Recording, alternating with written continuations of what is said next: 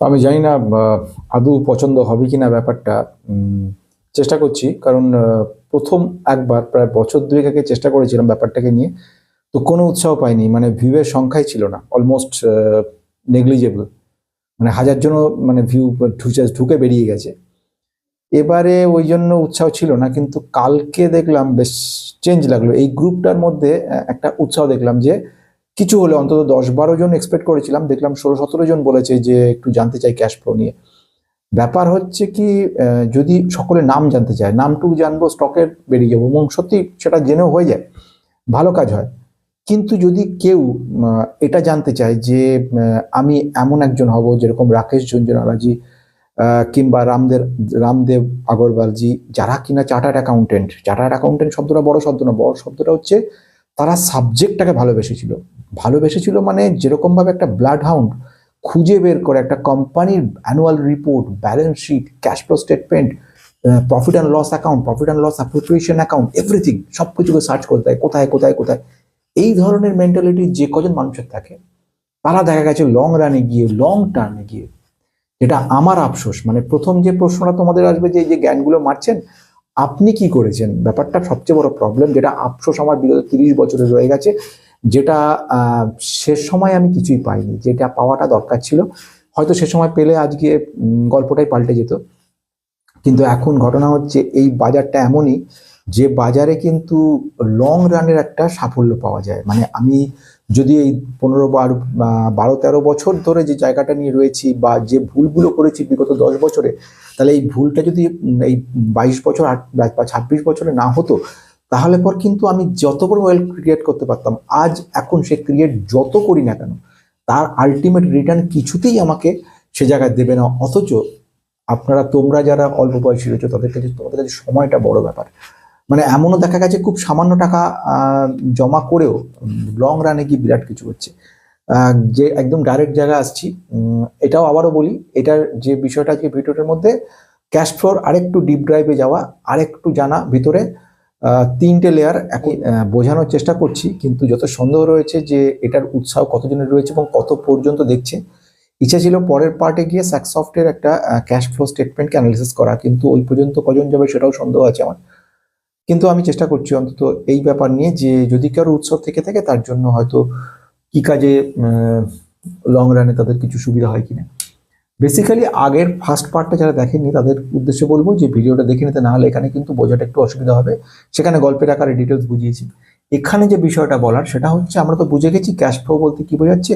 Cash ফ্লোটা একটা সাংঘাতিক জিনিস, এবং সেটাকে যদি আমরা সঠিকভাবে বুঝতে পারি এবং ভিতরে একটু রিসার্চ করতে পারি বিষয়টাকে নিয়ে, তাহলে কিন্তু আমরা একটা এমন জিনিস পাবো যেগুলো আমাদেরকে ভবিষ্যতে শুধু একটা কোম্পানি না, হাজার হাজার কোম্পানি সমস্ত কিছু জানিয়ে দেবে।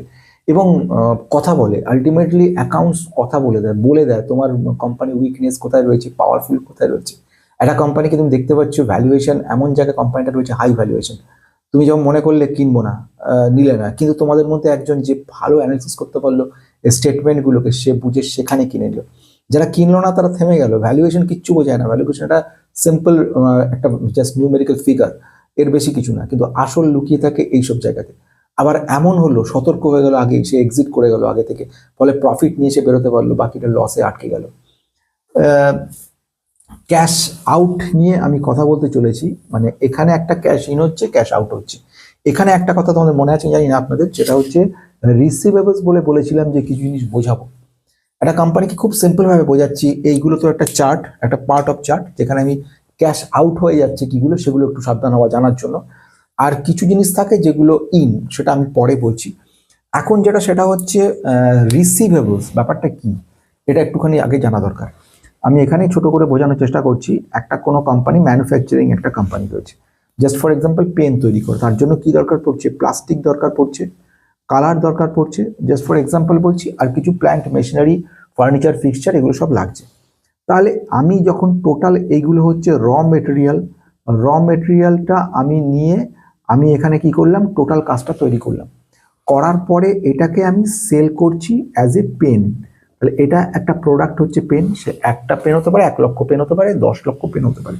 এবার এই যে পেনটাকে আমি যখন বিক্রি করছি, সেখানে যারা সব রয়ে গেছে, যারা বিক্রি করবে আমারটাকে, আমি তো ম্যানুফ্যাকচার, আমার এই প্রোডাক্টগুলো নিয়ে গিয়ে আমি দিচ্ছি দোকানে দোকানে দোকানে দেওয়ার পর দোকানদার বলছে দেখুন দাদা এখন আমি কিছু টাকা আপনাকে দিতে পারছি না, কিন্তু আমি আপনাকে পরে আমি টাকা আপনাকে দিয়ে দেবো যখনই বিক্রিটা হবে।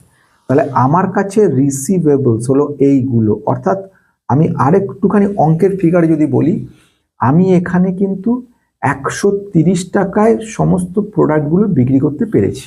বোঝা গেছে, ম্যানুফ্যাকচারিং কস্ট আমি বাদ দিচ্ছি, 130 টাকায় বিক্রি করেছি। আমি কিন্তু অরিজিনালি ক্যাশ যদি বলি কিচ্ছু পাইনি, জিরো। কিন্তু আমার ব্যালেন্স শিটে বা প্রফিট অ্যান্ড লস অ্যাপ্রোপ্রিয়েশন অ্যাকাউন্টে আমাকে কিন্তু দেখিয়ে দিচ্ছে 130 টাকা তোমার প্রফিট হয়েছে, 130 টাকা তুমি সেল করে পেয়েছো। তার মানে আমাদের সেলস যখন আমি যাচ্ছি সেলে আমার প্রফিট অ্যান্ড লস অ্যাকাউন্টে দেখাচ্ছে সেলস হয়েছে 130 টাকা। সেলস বাড়ছে উত্তরোত্তর 130, 230, 530, দেখে ভাবছো সেলস কত গুণ বাড়ছে। কিন্তু ক্যাশ ফ্লো তোমাকে দেখিয়ে দিচ্ছে যে কিচ্ছু পাওনি তুমি, অর্থাৎ ক্যাশের ওপর চাপ পড়ে যাচ্ছে। এবারে তুমি এরপরে তো তোমাকে দিনের শেষে গিয়ে মাইনে দিতে হবে, দিনের শেষে গিয়ে ওয়েজেস দিতে হবে লেবারদের, ইলেকট্রিসিটি দিতে হবে, কোনো ঘর ভাড়া রেখেছো সে খরচ দিতে হবে, এছাড়া তোমার বিভিন্ন রকম ট্যাক্স দিতে হবে, তোমাকে বিভিন্ন রকম চার্জেস দিতে হবে, ইন্টারেস্ট কোনো লোন নিচ্ছ তার ইন্টারেস্ট পেড করতে হবে। তাহলে সমস্ত কিছু চার্জেস, যাকে আমরা operating expenses and other expenses বলছি, সমস্তগুলো কিন্তু তোমাকে দিতে হবে। তার মানে তুমি এটা মাইনাসে চলে যাচ্ছ, অর্থাৎ তোমার পকেট থেকে যাচ্ছে, অর্থাৎ ক্যাশ কোনো জেনারেট হচ্ছে না, তোমার প্রফিট থেকে কোনো ক্যাশ জেনারেট হচ্ছে না, উল্টে তোমার পকেট থেকে ক্যাশ পেমেন্ট করে যেতে হচ্ছে, অর্থাৎ এটা নেগেটিভ হয়ে গেল। এই নেগেটিভিটিটাই ইন্ডিকেট করে দিচ্ছে যে সাবধানতা, এবং এটাই যদি কন্টিনিউ চলতে থাকে একে আমরা বলছি কি সিএফও। কি সিএফও বলতে কি বোঝাচ্ছে?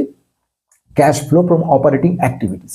এই অপারেটিং অ্যাক্টিভিটি যদি নেগেটিভ হয়, এবং এটা একবার নেগেটিভ হলো ঠিক আছে, বছর পর বছর যদি নেগেটিভ হতে থাকে 3 বছর 4 বছর পরে অটোমেটিক্যালি কোম্পানি কিন্তু শেষ, কোম্পানি কনস্ট্যান্টলি ক্যাশ কিন্তু বেরিয়ে যাচ্ছে এই খরচ খরচার জন্য, কিন্তু কিছু নেই। তাহলে বোঝা গেছে এই রিসিভেবলসটা খুব মারাত্মক। রিসিভেবলস যদি মাইনাস যত হবে তত সাবধানতা, অর্থাৎ এটা একটা ডেডলি কম্বিনেশন বলতে পারো, যে প্রফিটেবিলিটি অনুযায়ী সিএফও দেখতে পাচ্ছি নেগেটিভ এবং সঙ্গে সঙ্গে রিসিভেবলস বাড়ছে, অর্থাৎ ডেডলি কম্বিনেশন যদি আমি বলি ডিসি। 1 নাম্বার হচ্ছে আমার যে সিএফও সেটা হচ্ছে নেগেটিভ, আর নাম্বার 2 হচ্ছে রিসিভেবলস সেটা হচ্ছে নেগেটিভ। এইগুলো থাকা মানেই কোম্পানির একটা ইন্ডিকেশন, কিন্তু একবার হলো বলে নয়, এটাকে 2 বছর ধরে দেখছি 3 বছর ধরে দেখছি তবেই কিন্তু আমি এটা বুঝতে পারবো। তাহলে এইটা কিন্তু বোঝা গেল একটা পয়েন্ট। তাহলে কি বুঝলাম? রিসিভেবলস ব্যাপারটা বুঝে গেল। আচ্ছা, পেয়েবলস ব্যাপারটা কি?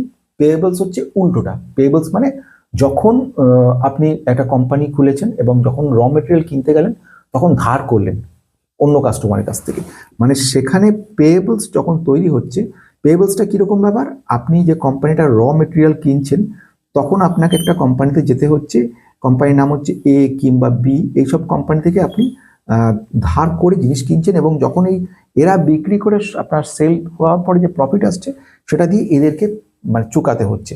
এবারে পেয়েবলটা কি হচ্ছে ব্যাপারটা? পেয়েবলস হচ্ছে যাদের কাছ থেকে আপনি পাবেন, মানে রিসিভেবলস হচ্ছে পাবেন, আর পেয়েবল যাদেরকে দিতে হবে আপনাকে। তো বোঝা গেছে?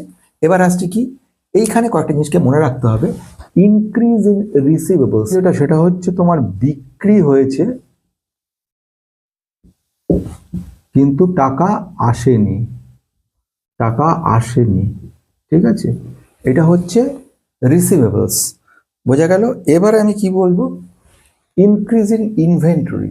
ইনভেন্টরিটা থেকে যাচ্ছে প্রোডাক্ট বানাতে কিনতে যে টাকা যাচ্ছে, অর্থাৎ ইনভেন্টরিটা ইনক্রিজ হচ্ছে।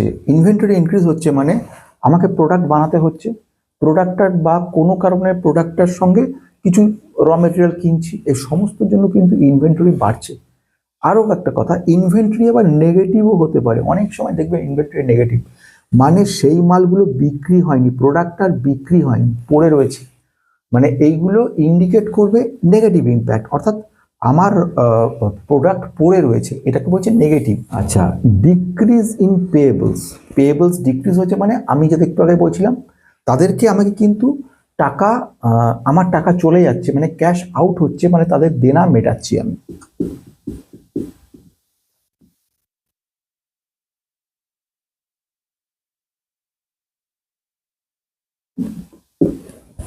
এখানে দেখবে যে সাপ্লায়ারদের টাকা মেটানো হচ্ছে, অর্থাৎ যাদের কাছ থেকে তুমি র মেটেরিয়াল কিনেছিলেন আপনি, তাদেরকে আপনাকে দিতে হচ্ছে। বোঝা গেছে? এছাড়াও এক্সপেন্সগুলো সব রয়েছে, আমরা জানি ইন্টারেস্ট পেইড, লোন নেওয়া হয়েছে, ট্যাক্স পেইড, তারপরে হচ্ছে অপারেটিং এক্সপেন্সেস যেমন স্যালারি, ইলেকট্রিসিটি, ওয়েজেস, এছাড়াও ডিফারেন্ট অ্যাডমিনিস্ট্রেশন কস্ট, তারপরে হচ্ছে ফ্রেইট কস্ট, এগুলো সবই কিন্তু আউট হচ্ছে, ক্যাশ মানে খরচ হচ্ছে। এবারে আমরা দেখব সিএফআই, সবচেয়ে গুরুত্বপূর্ণ সিএফও কেন? কারণ হচ্ছে সার্ভাইভাল কস্ট বলে, যে কোনো কোম্পানির প্রথমেই খুলে সিপিও দেয়, বাকি সব দেখবে, অনেক কিছু দেখার রয়েছে। আমি শুধু ক্যাশটা যেহেতু টার্গেট করছি, ক্যাশের কথা বলবো, সিএফও খুলবে, সিএফও খুলে আগে দেখে নিতে হবে পরিস্থিতি কি রয়েছে। নেক্সট জায়গায় চলে আসবো সিএফআই। সিএফআইটা কেন দেখবো, সিএফআই কি কাজ করছে সেটা একটুখানি দেখতে হবে। ক্যাশ ফ্লো ফ্রম ইনভেস্টিং, এবার ইনভেস্টিং এর কাজ কি? ইনভেস্টিং হচ্ছে কতটা কোম্পানি গ্রোথ দিতে পারবে। খুব এটা মনে রাখতে হবে আপনাদের, যে কোম্পানি গ্রোথ কিন্তু আমরা সিএফআই দেখে বুঝতে পারবো। একটা হাড়ির মধ্যে একটা ভাত টিপলে হাড়ির সমস্ত ভাতের হাল বোঝা যায়। সিএফআই কে শুধু ওপরের পার্ট দেখে নিলেই, যে ওপর থেকে একটা কোম্পানি কি লেভেলে গ্রোথ করতে পারে ফিউচারে, তার একটা আইডিয়া কিন্তু দিয়ে দিচ্ছে। কেন কথাটা বলছি, তার প্রথম কারণ হচ্ছে গ্রোথ লেভেল। আমি একটা অ্যাসেট কিনলো কোম্পানি, অ্যাসেট কোনো পারচেস করলো, যেমন ফিক্সড অ্যাসেট বা ক্যাপিটাল ওয়ার্ক ইন প্রোগ্রেস হলো কোনো, এই সমস্তগুলো কিন্তু আমাদের পড়ছে অ্যাসেট পারচেসের মধ্যে সিএফআই। অর্থাৎ কোম্পানিটা কিভাবে এগোচ্ছে, কতটা তার গ্রোথ রয়েছে, কিভাবে ইমপ্রুভ করতে পারবে সেটার উপর ডিপেন্ড করছে। এর সঙ্গে যেটা থাকবে সেটা হচ্ছে ইনভেস্টমেন্ট। ইনভেস্টমেন্ট মানে তার অন্য অন্য যে সাবসিডিয়ারি, যেরকম সেমিকন্ডাক্টর আমরা বহুবার দেখেছি, একটা কোম্পানি যে তার যে সাবসিডিয়ারি কোম্পানিগুলো সেগুলোতে ইনভেস্ট করছে। যেরকম কোনো ক্ষেত্রে কেইন্সের ক্ষেত্রে কোনো তার সিস্টার কনসার্ন যেগুলো সেমিকন্ডাক্টর নিয়ে করছে, বা ইএমএস কোনো কোম্পানির ক্ষেত্রে দেখতে পাচ্ছি, ডিকসনেকে দেখতে পাচ্ছি, অ্যাম্বার এন্টারপ্রাইজ দেখতে পাচ্ছি। তো এইগুলোর ক্ষেত্রে আমরা কি করছি, সাবসিডিয়ারিতে কি পরিমাণ ইনভেস্ট করছে, ইনভেস্টমেন্টের উপর দাঁড়িয়ে রয়েছে। যেরকম কোনো ক্ষেত্রে কোনো অ্যাকুইজিশন করলো, অ্যাকুইজিশন হলো, কোনো অ্যামালগামেশন করলো, আমি অ্যাকুইজিশনটাকেই ধরছি, সবচেয়ে বেশি সুবিধা হবে। অ্যাকুইজিশন করার পর টেকনোলজিগুলোকে নিয়ে নেওয়া হলো, নিয়ে নেওয়ার ফলে এর এই ইনভেস্টমেন্টের খরচ হলো ঠিকই, আলটিমেটলি এটা কিন্তু গ্রোথ, ফিউচারে গিয়ে এটা গ্রোথ তৈরি করবে। অথবা এর ফলে নেগেটিভিটি তৈরি হতে পারে, যেটা বেকার হলো। যেমন একটা কোম্পানিকে নিল, নেওয়ার পর টোটালটা বোঝা হয়ে গেল। টাটা মোটরসের কথা নিশ্চয়ই মনে আছে, সেখানে আমরা দেখেছিলাম জাগুয়ার ল্যান্ড রোভারকে ওরা অ্যাকোয়ার করেছিল, তার জন্য বিরাট বড় লসকে বহু বছর ধরে ওদেরকে বহন করে যেতে হয়েছিল। সেটা কিন্তু টোটাল কোম্পানিটাকে লস হলো, পরে একটা চ্যালেঞ্জ হিসেবে নেওয়া হলো, এটসেট্রা। তো যাই হোক, এখানে একটা এই গ্রোথ লেভেলটা দেখা গেল।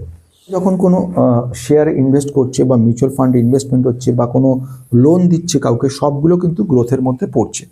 এবার আসবো তৃতীয়টার দিকে, যেটা আউট হয়ে আছে, তৃতীয় যেটা, সেটাকে আমরা বলছি কি সিএফএফ, অর্থাৎ কি cash flow from financing activity. এটা কখন কাজে লাগছে, এটা হচ্ছে ক্যাপিটাল কস্ট কিরকম আসছে তার উপর ডিপেন্ড করছে। ক্যাপিটাল কস্ট বলতে কি বোঝাচ্ছে, আলটিমেটলি ইনভেস্টমেন্ট আউটপুট কি আসছে, কি করে একটু এক্সাম্পল দিয়ে বোঝা যাবে।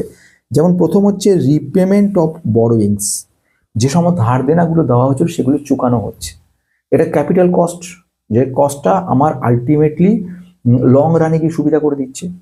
দ্বিতীয়ত আমি বলবো কোনো একটা ডিভিডেন্ড পেড করা হলো, ডিভিডেন্ড পেড হয়ে গেল, ডিভিডেন্ড তো দিতেই হবে, তাহলে দিতে হবে না লাইবিলিটি, এটা কোম্পানির ক্ষেত্রে ডিভিডেন্ডটা শেয়ারটা দিতে হবে, তাহলে ডিভিডেন্ড পেডটাও কিন্তু ক্যাপিটাল কস্টের মধ্যে পড়ছে। বোঝা গেছে? এছাড়া কি আছে, বাইব্যাক অফ শেয়ার যদি করা হয়, বাইব্যাক বলতে কি বোঝায়, বাইব্যাক খুব সংক্ষেপে বলছে, না তো ডিটেলস বোঝার জায়গা নেই।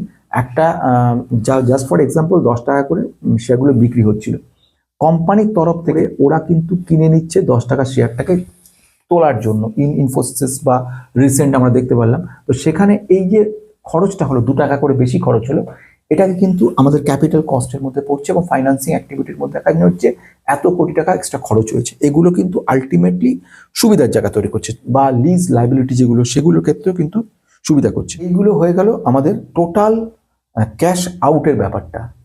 এবার আমি যদি দেখি ক্যাশ ইন কোনটা কোনটা হচ্ছে। এবার সংক্ষেপে বলতে যাচ্ছি, ক্যাশ যখন ইন হচ্ছে, মানে একটাকে আমরা এখানে বলে দিচ্ছি আউট হয়ে গেল,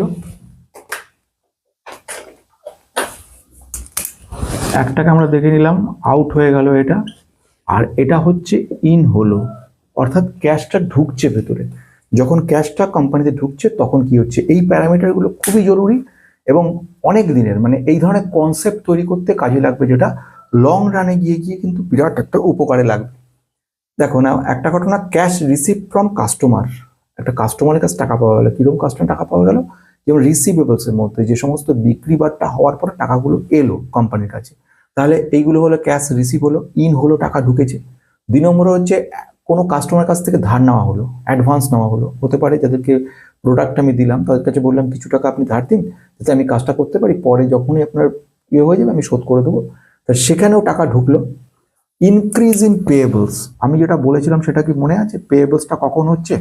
পেয়েবলসটা কখন হচ্ছে? আমি র মেটেরিয়াল কিনেছি, আমি র মেটেরিয়াল কিনলাম, জাস্ট ফর এক্সাম্পল এই পেনটা, পেনের জন্য আমার প্লাস্টিক লাগছে, কালার লাগছে, প্রিন্টিং এর লাগছে, এই সমস্ত প্রিন্ট করছে নাম টামগুলো।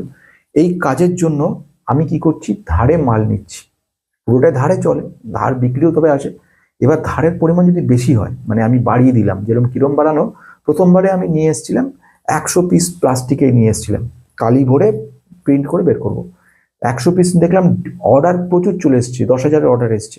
আমি আবার কি চাইলাম, তখন কি ক্যাশ ইন হলো, ক্যাশ ইন হলো। ক্যাশ ইন হলো বলতে ইনক্রিজ হলো পেয়েবলসটা, অর্থাৎ বেশি পরিমাণে ক্যাশ ঢুকলো। Operating income receive in cash, অর্থাৎ কোনো ইনকাম যেগুলো হচ্ছে অপারেটিং ইনকাম থেকে, যেরকম অপারেটিং এক্সপেন্সেস যেরকম রয়েছে, salary, electricity, freight, admin cost, সেরকমভাবে কিন্তু অপারেটিং ইনকামও হয়। ইনকাম হচ্ছে এক্সাম্পল, কোনো একটা ভাড়া দেওয়া হয়েছে, কোম্পানি ঘর ভাড়া দিয়েছে অন্য কোনো কোম্পানিকে বা অন্য কাউকে, সেখান থেকে যে ইনকামটা আসছে সেটাও কিন্তু পড়ছে অপারেটিং ইনকামের মধ্যে।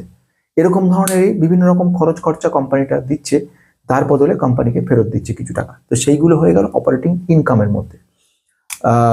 যেরকম ধরনের কোনো একটা পোস্টেজ, কোনো একটা এক্সপেন্সেস যেগুলো করা হয়েছে, যার থেকে ইনকাম জেনারেট করা হচ্ছে। পোস্ট কোনো কোম্পানি ক্লায়েন্টদেরকে চিঠি পাঠানো হয়েছে, তার বদলে যে ইনকামটা হয়েছে, অর্থাৎ একটা ক্লায়েন্টকে চিঠি পাঠানো হলো, তার বদলে তাকে চার্জেস নেওয়া হলো, সেই চার্জটা কিন্তু ইনকাম হিসেবে গ্রহণ করা হলো, সেটা কিন্তু এখানে ঢুকে যাবে।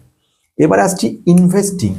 ইনভেস্টিং বলতে আমি কি করেছি, যে সমস্ত প্লান্ট মেশিনারি কিছু বিক্রি করেছি যেগুলো কোনো কাজে লাগছে না, কিছু ফার্নিচার আছে সেগুলো বেচে দিয়েছি, এই ধরনের ফার্নিচার কাজে লাগে না, আপডেটেড ফার্নিচার লাগবে, তখন কিন্তু ক্যাশ ইন হচ্ছে, এটা কিন্তু ইনভেস্টিং এর মধ্যে পড়ছে, নট অপারেটিং। ঠিক আছে, এর মধ্যে পড়ছে sale of fixed asset, sale of কোনো ইনভেস্টমেন্ট করা হয়েছে, যেরকম ধরনের মিউচুয়াল ফান্ড কিছু বিক্রি করা হয়েছে, কোনো শেয়ার কিছু ছিল, কোম্পানি তো শেয়ার রাখতে পারে, মিউচুয়াল ফান্ড কোম্পানির কাছে থাকে, সেগুলো বিক্রি করে যে কিছু টাকা পাওয়া গেছে, তো সেগুলো ক্যাশ ঢুকছে, সেগুলো হচ্ছে ইন। এছাড়া কোম্পানি কোনো ফিক্সড রেখেছিল, কিংবা কোম্পানি কোনো শেয়ার আগে কিনেছিল, তার ডিভিডেন্ড পেলো, সেটাও কিন্তু ইনকামের মধ্যে ঢুকছে, এটা হলো ইনভেস্টিং। আর ফাইন্যান্সিংয়ে কি কি হতে পারে? লোন টেকেন, ধার গ্রহণ করেছে তার জন্য হতে পারে, ইকুইটি শেয়ার ইস্যু করেছে তার জন্য হতে পারে, সিকিউরিটি ডিপোজিট রিসিভ করেছে তার জন্য হতে পারে। তাহলে এইগুলো সব হচ্ছে ইন, এটা হচ্ছে আউট। এবারে আসছি আসলে আরেক কথাতে, সেটা হচ্ছে এইটা করে লাভটা কি আছে? সবচেয়ে বড় লাভ হচ্ছে এর মধ্যে লুকিয়ে আছে একটা কোম্পানি তোমাকে কিভাবে ঠকাচ্ছে, কিংবা কোম্পানির পোটেনশিয়াল গ্রোথ, অন্তর্নিহিত ক্যাপাবিলিটি কতটা রয়েছে। যেরকম আমি যদি দেখে নিই, এই যে ঘটনাগুলো দেখাচ্ছে ক্যাশ রিসিভ ফ্রম কাস্টমার্স, এটা অরিজিনাল ক্যাশ ঢুকছে, কিছু মাল বিক্রি করেছে ফিক্সড ডিপোজিট, তার বদলে কিছু টাকা পাওয়া গেছে, এইগুলো সব কিন্তু আলটিমেটলি একটা ডাইরেক্ট ফিজিক্যাল ক্যাশ ঢুকছে। তো সেই জন্য এইগুলো ইম্প্যাক্ট পড়ছে পারফেক্টলি। এবার এর সঙ্গে যখন ব্যালেন্স শিটকে আমরা কম্পেয়ার করব, তখনই বুঝতে পারবো যে এদের মধ্যে কোনো অসঙ্গতি আছে কিনা। তাহলে বোঝা গেল এটা। আশা করি এটা থেকে একদম আমাদের ডিপ ড্রাইভ অ্যানালিসিস ব্যাপারটা বোঝা গেল। এর মধ্যে থেকে একদম এই চার্টেই কিন্তু যে কোনো ক্যাশ ফ্লো মোটামুটি এর মধ্যে থাকে, এর বাইরে থাকে না। এটা জানা মানে কি দাঁড়াবে? আলটিমেটলি একটা কনক্লুশন আসা যাবে যে কোম্পানিটা কোথায় যেতে চলেছে। এর সঙ্গে একটা অ্যানালিসিস ছিল, কিন্তু বড় হয়ে গেছে ব্যাপারটা। নেক্সট টাইম আমরা কিন্তু এরপরে যদি উৎসাহ দেখি যে সত্যি এই পর্যন্ত কেউ আদৌ উৎসাহ আছে কিনা কারুর, বা অন্তত 10-15 জন যদি থাকে, তাহলে পরবর্তীকালে ডাইরেক্টলি আমরা কিন্তু আরেকটা কোম্পানির ক্ষেত্রে, যে কোম্পানিটা স্যাকসফট, তার একটা অ্যানালিসিস করব ক্যাশ ফ্লোর মধ্যে। আর এছাড়া আরেকটা ছোট করে একটা হোমওয়ার্কও দেবো, যে হোমওয়ার্ক দেবো সেখানে একটা ছোট করে এর থেকে নিয়ে আমি একটা তৈরি করব, আমাকে নেট ক্যাশ ফ্লো NCF কি হয় সেটা আমাকে বলে দেবে। আমি ছোট করে একটা প্রফিট অ্যান্ড লস অ্যাকাউন্ট একটা ছোট বানাবো, তার আইটেমগুলো নিয়ে একটা ক্যাশ ফ্লো তৈরি করবে, করে তার নেট ক্যাশ ফ্লো পজিটিভ কি নেগেটিভ, পজিটিভ হলে কত, নেগেটিভ হলে কত, এই ব্যাপারটা আমাকে জানাতে হবে। তো এগুলো ডিপেন্ড করছে উৎসাহের ওপরে। বেটার লাগছে আগের থেকে, দেখা যাক